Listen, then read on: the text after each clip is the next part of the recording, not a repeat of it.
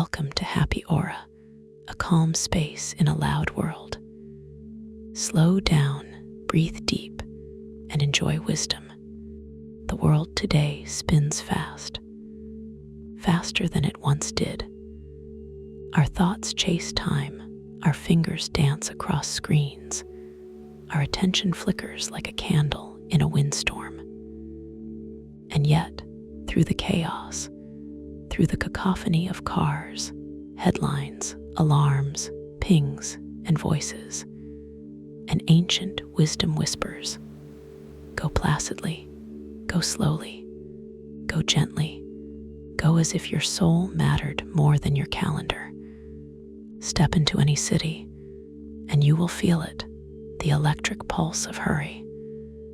People walk quickly, speak quickly, eat quickly. Even their leisure is rushed, crammed between obligations and self-imposed deadlines. Success has become synonymous with velocity. We prize hustle and grind, forgetting that seeds do not sprout in haste and that flowers bloom in stillness. We mistake busyness for purpose, motion for progress. We fill the silence with noise to keep from hearing the questions we're afraid to answer. Am I okay? Am I who I want to be?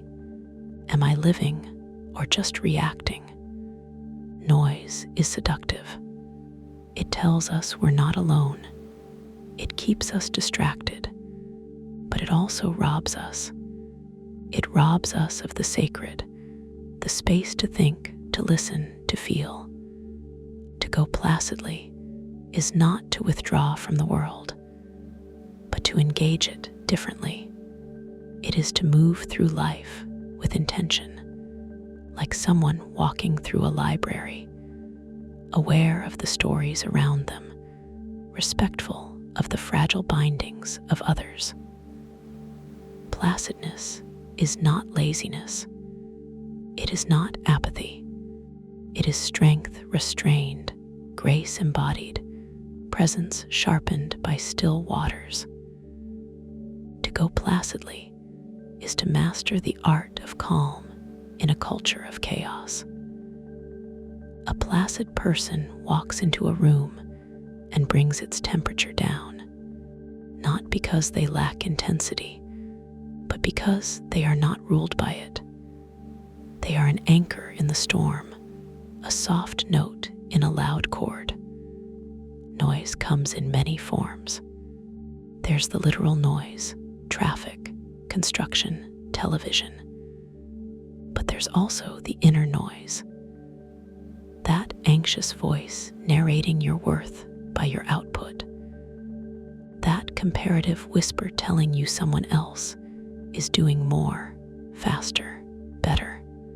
The echo chamber of social media opinions, each one louder than the last, none of them truly heard.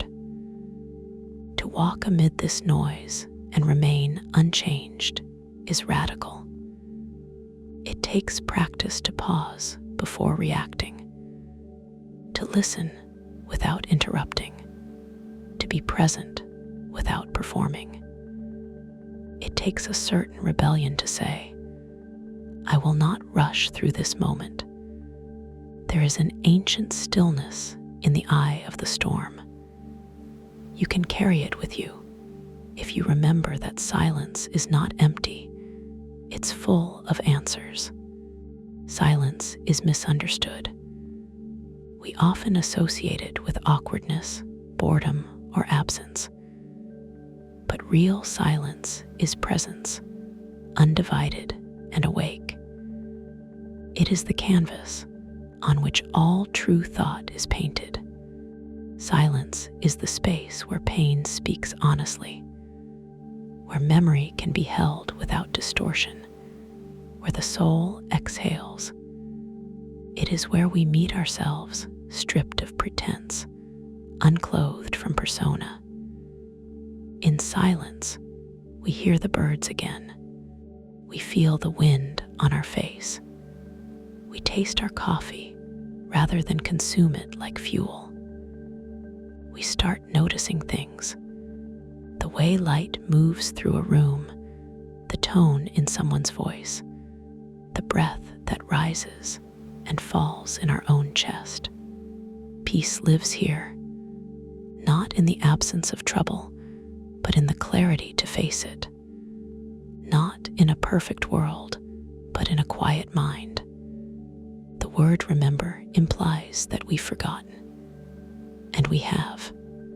We've forgotten the wisdom of the slow step, the deep breath, the long gaze. We've forgotten that children do not need expensive toys to be happy. They need attention. That food cooked slowly tastes different. That sunsets are not background noise for emails. We must remember silence, like a forgotten language, like the scent of a home you once knew.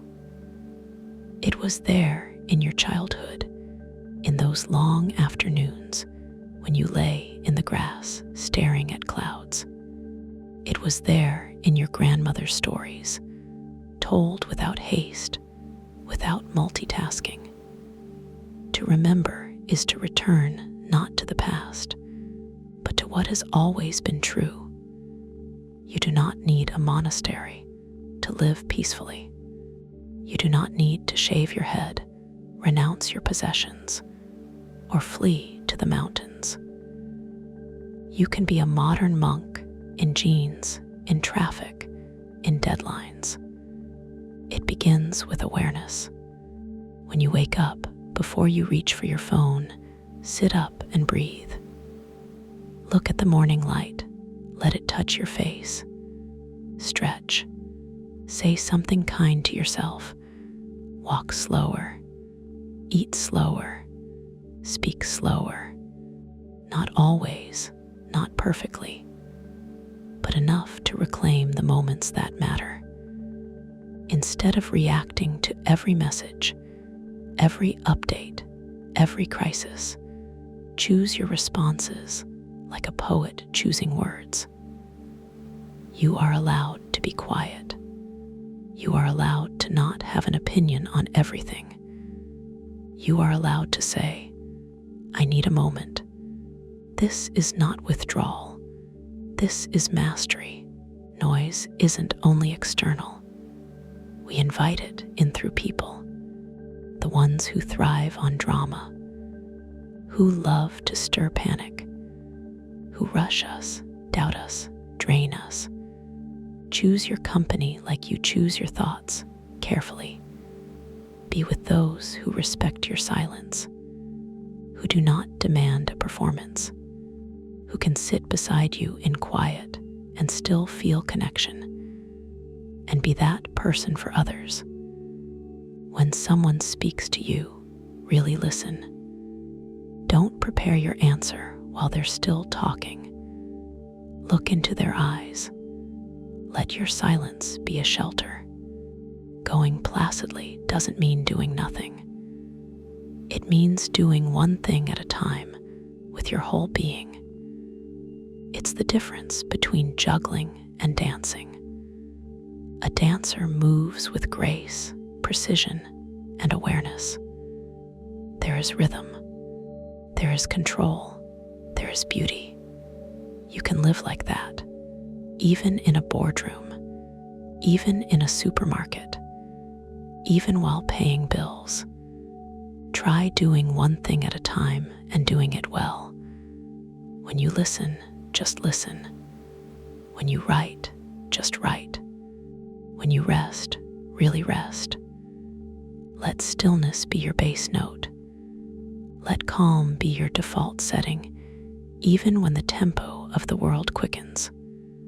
Sometimes we must let go of becoming and simply be.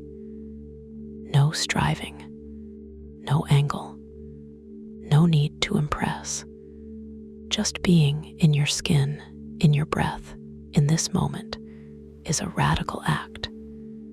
In being, there is acceptance. You stop fighting what is. You stop needing everything to be different before you can be at peace. You realize you can live a full life without rushing toward its end. To be is enough. To be gently, to be present, to be you. So go placidly, not because the world is calm, but because you choose to be. Amid the noise, be the one who listens. Amid the haste, be the one who waits. Amid the pressure to produce, be the one who breathes. Let your presence be felt, not in how loud you are, but in how deeply you see. Let silence guide you, not as an escape, but as a compass. You will not always get it right. The world will pull you back into its tempo. But every time it does, return. Return to the breath. Return to the now. Return to yourself. And remember, what peace there may be in silence,